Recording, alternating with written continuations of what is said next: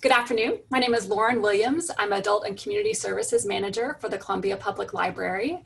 Welcome to today's Lunch and Learn co-hosted by the library, the League of Women Voters of Columbia-Boone County, and the Columbia branch of the American Association of University Women. Our topic is voting options for 2020, and our presenter will be Boone County Clerk Brianna Lennon. And now I'd like to introduce today's moderator, Barbara Hoppy, League of Women Voters of Columbia-Boone County board member. Thank you, Lauren. Welcome, everyone. Before I introduce our guest speaker today, I would like to introduce Linda Evans, if she's online yet, who is the president of the AAUW Columbia branch.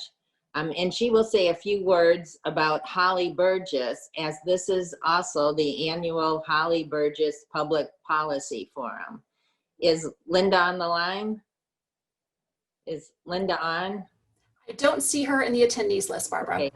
So we'll come back at the end of the program if she gets online. So at this point, I want to introduce and thank Brianna Lennon, our Boone County Clerk, for making time in her very busy schedule to come and speak to us on the 2020 elections and what voters need to know. But before I do that, I wanted to say a little bit about Brianna as a background. Brianna was elected as the Boone County Clerk on November 2018 and sworn into office December 31st, 2018.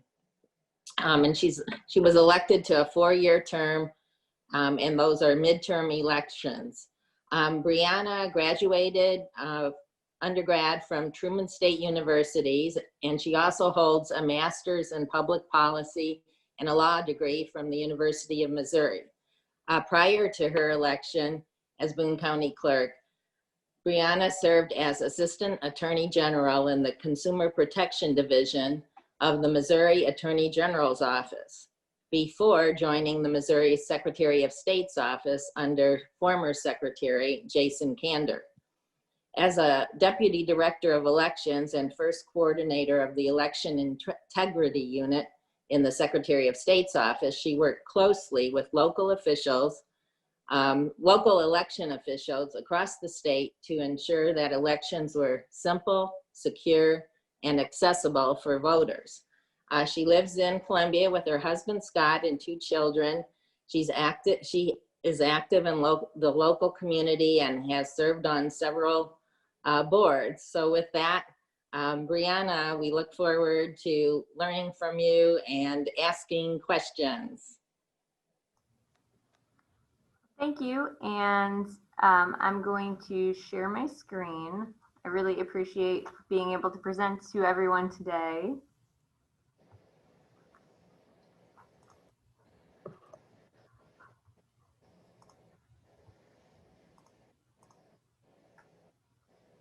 All right, so I want to make sure that everybody is prepared and ready for this coming election. So I just wanted to go over what voters need to know and what our options are for voting. So for this coming election, the November 3rd election, the deadline to register to vote has passed. If you are new to a county, if you've just moved to Boone County or you just moved into Callaway County, then you would have had to have registered by October 7th. And the next thing that is really going to be coming up as a deadline is next Wednesday is the last day that you can request a ballot to be mailed to you. So if you are planning to vote absentee by mail or you're planning to vote a mail-in ballot, make sure you get that request in to your county clerk's office. I'm going to assume it's Boone County, so to us by 5 p.m. on Wednesday. That does not stop the online, the in-person absentee. In-person absentee has already started and continues on through November 2nd. So even if you do miss the mail-in deadline, that doesn't mean that you don't have any absentee options available to you. You can still come to our office, and we have a tent set up on the 9th Street entrance side so that you don't even have to come all the way into the office. We've set it up for curbside as well, so that you can still absentee vote and do that in advance of Election Day. We also have some weekend opportunities. So we have Saturday hours. We will be open on Halloween from 9 until 1. And then we also have in-person absentee locations at high schools around the county. So this coming Saturday, the 17th, we will be at Rockbridge High School from 10 a.m. until 3 p.m. And then the following October 24th, Saturday, we will be at Centralia High School from 10 a.m. to 3 p.m. And then on October 25th, which is a Sunday, we will be at Douglas High School from 10 a.m. to 3 p.m. So hopefully one of those locations will work for you if you are planning on voting absentee. Those are all of the places where you can go. And then of course, if you still want to vote on Election Day, we will have our polling locations open from 6 a.m. to 7 p.m. What's really different this year, and I know that the league has done really wonderful work on amplifying this messaging, is that in June of this year, there was a new law that went into effect that added an additional excuse for absentee voting. And that excuse is that you can request an absentee ballot if you are at risk for contracting or transmitting COVID-19. In that category include anyone that's over age 65, anyone in a long-term care facility, if you have asthma, a serious heart condition, diabetes, if you're immunocompromised, all of those fall within the criteria for contracting or transmitting COVID-19. And if you use that excuse, if you're voting by mail, you don't need to get that ballot notarized. That reason, and also the reason of if you are voting because you're incapacitated or confined due to an illness or injury, neither of those require notarization. And we've made that very clear on the envelope too. So if you requested a mailed ballot and you see all of the reasons on the outside of the envelope for you to choose, it explicitly says in these two categories that a notary is not required. One question we often get too is, well, I applied because I was going to be out of town, but now I'm also in an at-risk category. What do I do if my reason has changed for voting absentee? You are attesting to the reason that is on the ballot envelope.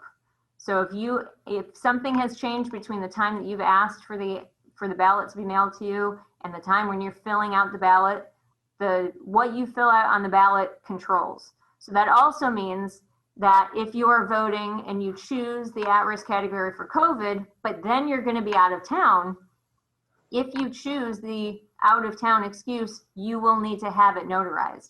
Whichever excuse that you are putting on your ballot envelope determines whether you need to have it notarized. So even if the ballot came to you, we make sure if it's requested under COVID-19 at-risk reasons, it will say ballot does not need to be notarized. But that is only if you are still choosing the at-risk for COVID-19 category. We also, people ask, what if they have two reasons applied to them? Pick the one that applies to you, that you just need to pick one. You don't need to pick more than one. And I see in the chat that someone wanted to know about voting in person. If one of these categories for absentees applies to you, you do not need to fill out anything in advance. Just bring your identification, come to our office or come to one of our weekend locations, and we will check you in right there. You don't need to sign up in advance or fill out an application or anything. If you're going to vote in our office, it does have to be an absentee ballot. So you do have to choose a reason for voting absentee. Mail-in ballots, which is the second element of the law that went into effect, are basically no excuse ballots. You do not need to have a reason to ask for it, but there are no exceptions for notarization, and you have to mail it back. You can't take a mail-in ballot into our office. There's pending litigation about both of those things, but as the law stands right now, it still has to be notarized and it still has to be mailed back. It can't be dropped off. That may change, but for now, everything is still the same as it was before the litigation was happening. And none of that litigation affects ballots that we already have. We've had questions about, I gave back my ballot. People think that because they had a ballot mailed to them, it automatically makes it a mail-in ballot. That's not the case because of this law. So a mailed absentee ballot is treated differently than a mailed mail-in ballot. So it helps to think of mail-in ballots as no excuse ballots. If you remember that you picked a reason when you asked for the ballot, you don't have a mail-in ballot, you have a mailed absentee ballot. And somebody just asked, can you spoil these ballots on November 3rd? We can spoil them if you have them. If you're going to take them to your polling place, then a poll worker can spoil them, but it is going to add time to your visit to the polls because they need to call back to our office and we need to verify information before we can spoil that ballot. So if you've already gotten a ballot mailed to you and you know that you don't want it anymore, you can let us know that you would prefer to vote in person, and you can bring it into our office so that we can spoil it. Spoil it just means that we are voiding it. So we will write spoiled on it. We will put it in our spoiled envelope. It will make sure that it's not counted, that it's not, floating out somewhere in the world, and it voids out your request so that you are then fully free to vote in person, whether it's in person, absentee, or in person by mail. If you get your ballot in the mail and you decide, I'd really rather come to the clerk's office and put my ballot directly in the machine instead of having it mailed back, that's fine too. Come to our office with your ballot. We can spoil it right there, void out the request that you made, and then give you a ballot to vote absentee. We've put this on our website, but this is just a chart that tries to explain the differences between what absentee and mail-in is. The major differences are in the method of application because we do have an online application form if you're voting absentee that you can fill out. If you're using a touchscreen device, you can sign it right on your touchscreen. We can't do that with a mail-in request because a mail-in request has to be brought to us in person or by mail only. You can't email us in a request for a mail-in ballot. You can only email in a request for a mailed absentee ballot. And then the return of the ballots is also important because like I said, even though there's ongoing litigation, right now, mail-in ballots have to be returned by mail.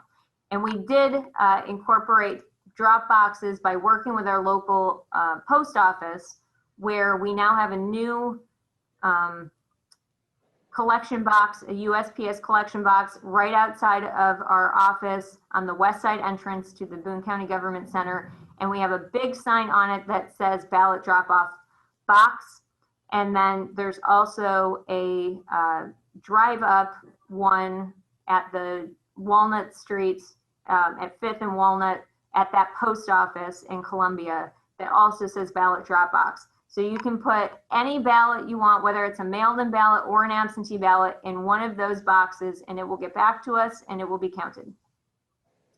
So what can you expect if you are going to go to the polling place on election day? We have instituted a large number of precautions due to COVID-19. We have plexiglass shields at the check-in station so that people have some distance between the election judge that's checking them in and voters themselves. Election judges will be wearing masks and or face shields that we've made available to them. We've hired additional poll workers to do extra disinfecting at the voting booths and high-touch areas. We've got social distancing in effect, and then voters are encouraged to wear masks. We've also, for this election, we're also getting pens so that every voter can take their pen with them so they don't have to worry about bringing their own pen or sanitizing pens between use. Everybody will just have a pen available to them that they can take home with them too. So regardless of which of the three methods, in person, by mail, or at your polling place, that you want to vote, there are still four main things that you have to do. One is make sure you're registered, and since the registration deadline has passed, it also means that you should check to make sure that your voter record has the correct address. Lots of times people move and they change their address with the post office, and they think that that applies to your voter registration record, and it doesn't. You still need to send in a change of address voter registration update to our office so that we have your correct address. So you can go on our website and you can look up your sample ballot and you can look up your voter record and make sure that that looks correct. Sample ballots have been going out in the past few days. Most people have gotten them. The last batch hit the post office yesterday. So if you haven't gotten yours yet, you should get it in the next couple days. We also send out email sample ballots, and those will be going out this week as well. And then come prepared, whichever way you choose to vote, you will need to bring a form of identification. That includes a driver's license, a voter ID card, bank statement or utility bill, if it has your current name and your current address, and then bring your mask. And I see in the chat, there's a question about the mask ordinance. So my office is not requiring anybody to wear masks. We do have a number of polling locations that would fall within the Columbia ordinance that does require you to wear masks. And that is kind of in the purview of the poll itself. So voters are still going to be encouraged, and we will have masks available to anyone that is not wearing them. But we will not be turning anybody away for not wearing a mask. So this is what our website looks like. It's been updated. It doesn't say primary election anymore. So there's some more information on all the different forms of voting. But I just wanted to point out that the register to vote or the change my name or address, those links allow you to put through a change of address form. What's on my ballot, you can look yourself up, and that will take you to the sample ballot and polling place lookup. And then requesting your absentee ballot, you can click on that and it will take you to the form that allows you to request your absentee ballots. We also have a new voter lookup tool for polling places that if you don't want to look yourself up, or if you've moved and you just want to know, or you're helping a friend out and your friend lives somewhere in Boone County, you can look up your polling place by address instead of by person. And so that way you can see what the correct polling place is for any address in the county. And there is no deadline for changing an address.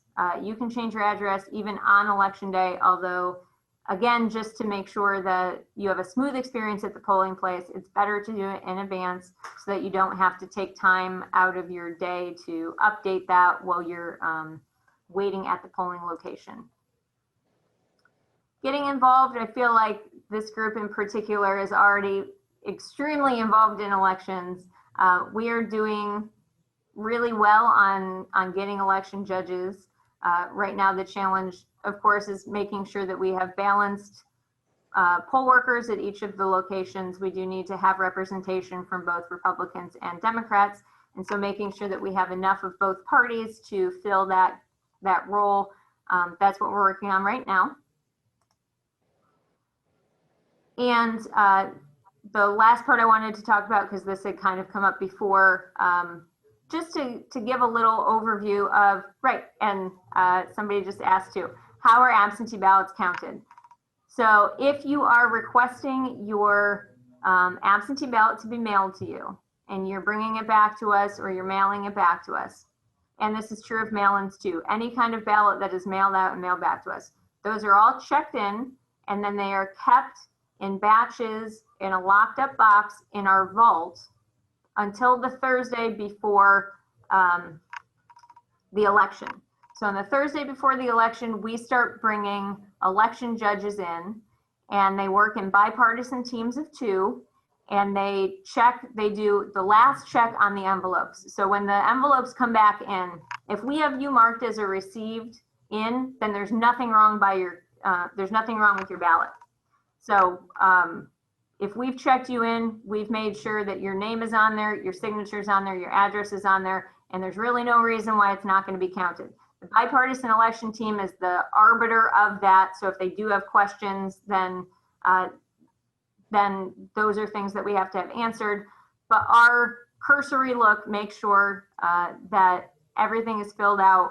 We don't want to be surprised on the Thursday before the election with people that have, missed important things on the envelope, like they haven't signed it, and then we don't have enough time to contact them. We want to make sure we're being able to contact people. So those get checked in, and the judges open the envelopes and remove the ballot from them, put the ballots in a separate pile from the envelopes themselves, and then those ballots are then kept locked up in the vault until the Tuesday of Election Day. So if you mailed in your ballot and it gets received, it gets processed on Thursday, Friday, Saturday, Sunday, Monday, Tuesday. On Tuesday morning, we can start running all of those ballots through our high-speed tabulator. So those ballots then get counted with our election judges, and those are counted throughout the day because people can bring back their absentee ballots all the way until 7 p.m. on Election Day. So I'm going to stop screen sharing for a second just so that I can see more of the chats because I know people are asking.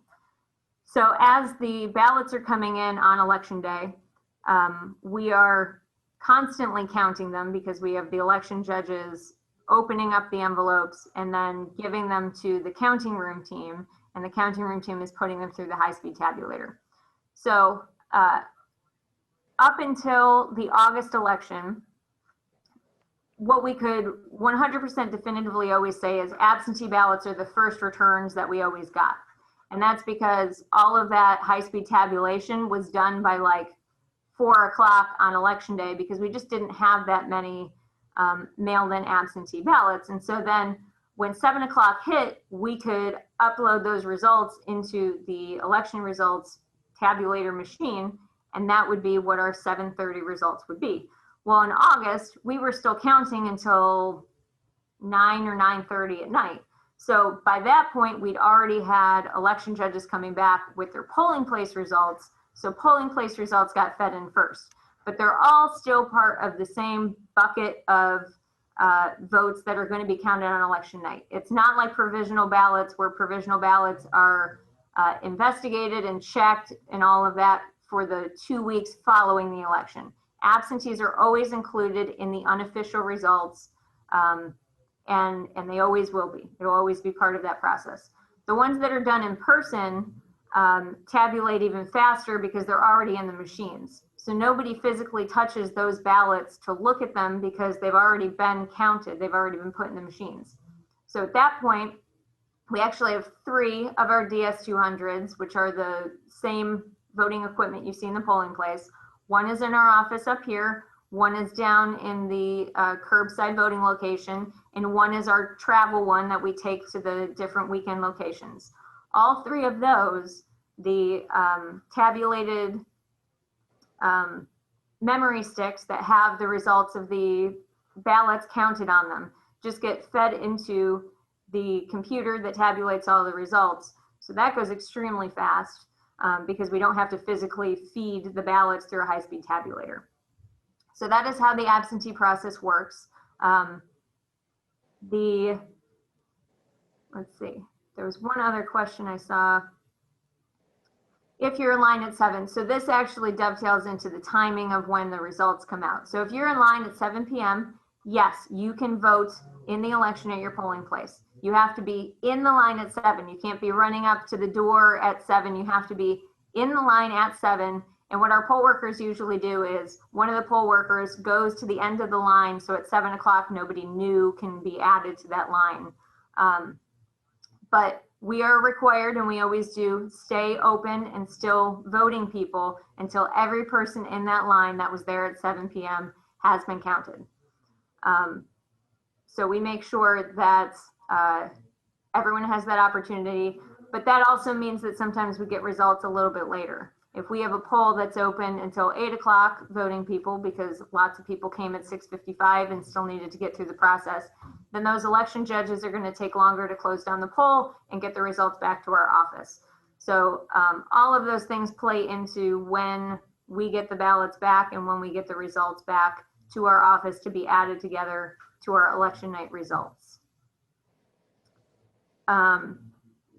With regard to the precautions at the polling place, somebody did ask, will election judges be monitoring and enforcing physical distance? So we will have signs up, and we will have we have tape that the Secretary of State's office has given us to designate the 6 feet apart, and we give everybody measuring tape too so that they can mark that out. So that's where people will be encouraged to be standing. We are trying to make sure that we're staffed up enough to have somebody there to do not just the disinfecting, but just general kind of line management stuff.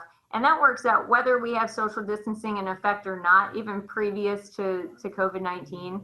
It's always nice to have a poll worker that's dedicated to line management, just to make sure for these higher turnout elections that it goes smoothly for everyone. We do have 76 polling locations for the November election. We have a few that were not able to be polling places primarily due to COVID-19, and so we have found backup locations for those. So be sure to check your sample ballot or go online and check your polling place before you go. There's not any polling places that are like big surprise new ones, because we try to stick to ones that people are already familiar with. But we do open more polling locations than, say, in August when we only had 45 locations. So we've added a bunch more locations, and we will have 2 central locations this time instead of just the 1. So the Boone County Government Center has always served as a central poll that any voter that's eligible and registered can come and vote in the Government Center. They can also do that at Mizzou Arena, and Mizzou Arena has a really nice parking availability too, so that will be very helpful, I think, for this election. The travel locations for absentee, if people are interested in doing the in-person absentee, but they don't want to come to the office or they don't have time during the regular weekday, we basically set up the same thing that we have outside our office. We have a tent, and then the library has been fantastic in allowing us to use the bookmobile. So the bookmobile serves as kind of our generator power source for our voting equipment. And we have the voting equipment there and all of our ballots and all of our check-in, and our staff check in absentee voters just like they would in the office. And people fill out their ballot and feed it into the machine, and they do in-person absentee. And we also accept dropped off absentee ballots. So if you voted by absentee and you don't want to mail it, you can bring it to one of these locations. We will check it over, make sure it's good, and then put it into our ballot box so that it can be brought back to the office, checked back in, and stored with all of the other ballots that we've received by mail. If you are, let's see, absentee, if you're selected as a poll worker and you're over age 65, well, you need your ballot notarized. So that's a situation where 2 excuses apply to you. Both of them are valid excuses. So if you chose the at-risk for COVID category, that would be an accurate statement, and you could choose that one and not require it to be notarized. But if you're going to be a poll worker, more often than not, you're going to have to do some sort of training with our office, and you can always come to our office and vote absentee when you're done with your training, or if you're just coming in for other poll worker things. So we always try to make sure that we're available for poll workers to vote absentee along with our training, so that people don't have to find another time to go and vote absentee. The travel locations for absentee, those are available on Saturdays. We have them on our website. So they are always from 10 a.m. to 3 p.m. This coming Saturday is at Rockbridge Senior High School. The following Saturday, the 24th, is at Centralia High School. And then the 25th, which is a Sunday, is at Douglas High School. This is another question that we have gotten a lot. If observers show up to monitor, how are the election judges going to handle that? So we do, under the law, poll watchers and poll challengers are available. They have to be nominated by the political parties. The political parties have to submit to us the names of the people that they would like to have as their challenger or observer at the polling place. And then we check to make sure that they're registered voters, because they do have requirements. They are not allowed to interfere with the voting process. They are not allowed to interfere with voters. Watchers are exactly what they sound like. They sit at the polling place and they watch. They can't do anything else. They can't talk to anybody. They can't ask questions of anybody. They just have to watch. Challengers, if they see a concern or they have a concern either about somebody's voter registration or about something happening, can bring their concern to the attention of the election supervisors at the poll or directly to our office. So they can call us and let us know if they see anything that they think is a concern, and then we can address that. But they cannot confront a voter, they can't ask a voter any kind of question about their eligibility, and they can't interfere in the voting process. There is still in effect the electioneering statute that says that you can't electioneer within 25 feet of the polling location. And that involves anything that would be considered electioneering, talking about the election or interfering with the voter process. So within that 25-foot boundary, and we always have cones out at the polling places, they're not allowed to electioneer. And then the other thing to know, because this question comes up a lot too, is that firearms are not allowed in polling locations. And that's not even an election law, that's in the firearms statutes. So firearms are not allowed within the polling place. Demonstrators or anything like that outside of poll limits, that applies the same way as people that are collecting signatures and things like that. If they are outside of that 25-foot boundary, that is the discretion of the property owner. So outside of 25 feet, it's no longer really the polling place. It's the private property of the owner of the polling location, or if it's a publicly owned building, then it's, you know, if the city owns it or if the county owns it, then it becomes that. And it does have to be it's been litigated. It does have to be non-discriminatory. They can't pick and choose who they want there, but nobody can be there or everybody can be there. That's the same for people wanting to put signs up. That's why sometimes you see polling locations with signs everywhere, and some have polling locations where there are no signs. It's because the property owner did not want signs on their property. Election judges do require training. If you're interested in working at the polling place on election day, if you are brand new, you've never worked before, we have a 3-hour-long training that walks you through everything that you would need to know. We also have a lot of online tools available now. So we've been filming a lot of our training videos to make sure those are available. All of the election judges that worked in August, they don't need to do an in-person training because they've just gone through August and nothing has really changed between the two elections. So they're going to be able to do refresher videos. We do also have our judges participate in the setting up of the polling places on the Monday before the election. So supervisors certainly have to be there to help that. We always kind of have the option for if you're an election judge but you're not a supervisor, we encourage people to go out and help with the setup because it helps familiarize yourself with what the polling place is going to look like, because you're going to get to the polling place at 4:30 in the morning, and it'll help to know what it already looks like for when you get there. So it's not always required to be a multi-day experience, but if you want to get the most out of it, being there on the Monday to help set up, being there all day Tuesday, and then the training is what's involved. And all of that is paid too. Lots of times people think that we don't compensate people, that it's just a volunteer position, but we do pay people for that. For anyone that is interested in being an election judge during absentee, I actually think we have filled all of our spots for needing absentee judges for the Thursday, Friday, Saturday, Sunday, and Monday. It's a different experience because it's not just one day of 16 hours. It's ongoing work throughout those 5 days. But if you do have any interest at all, you can always email us or call and just put your name on the list if you're interested. We are still kind of sorting through. We've gotten a large number of requests, which is really great. But like I said, the balance is really important. So also don't be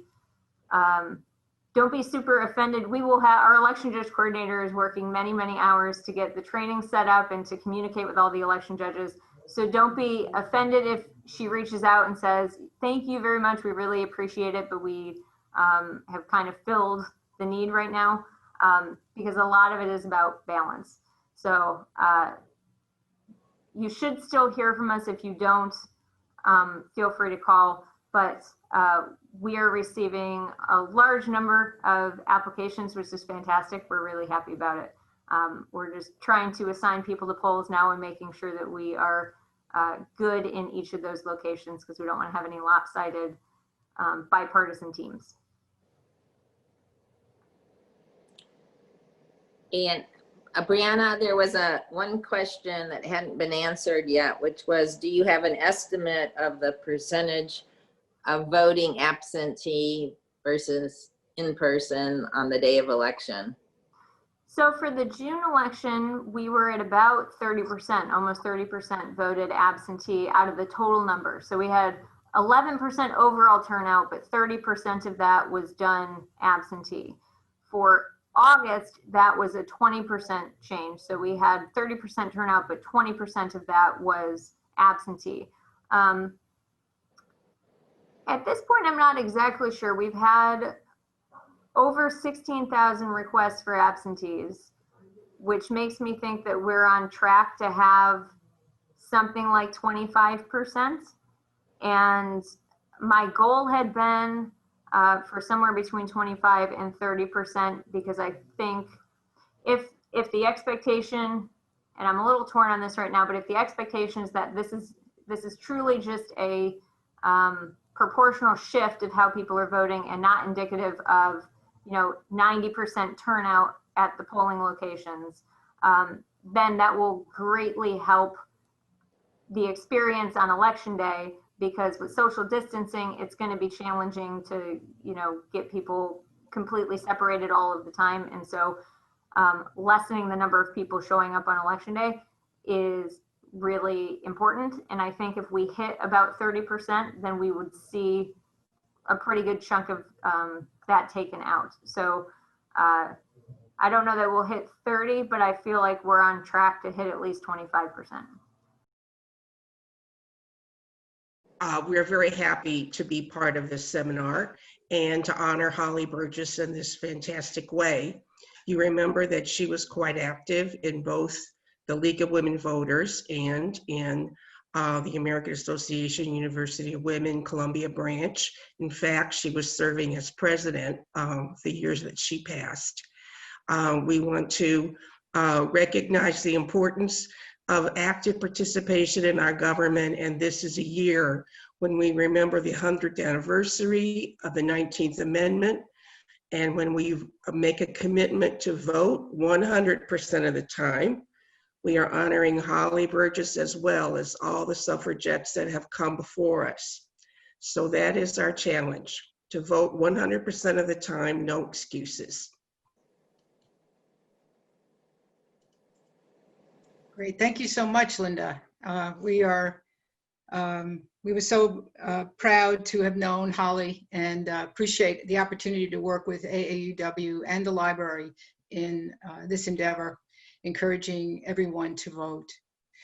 Tonight at 7, another candidate forum will be held on Zoom, sponsored by the library and the League, and this one will feature the county commissioner candidates for Boone County, and we hope you will join us then. If you haven't already registered, you can register, just takes a moment. Lauren has just put the link in the chat box.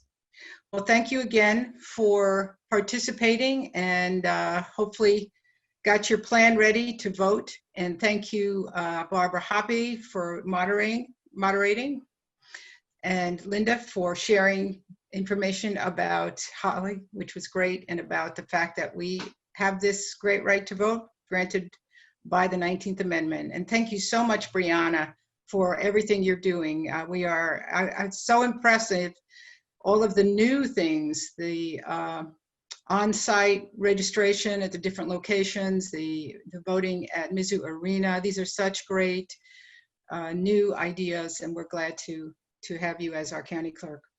Thank you again for attending this Lunch and Learn. Have a good day.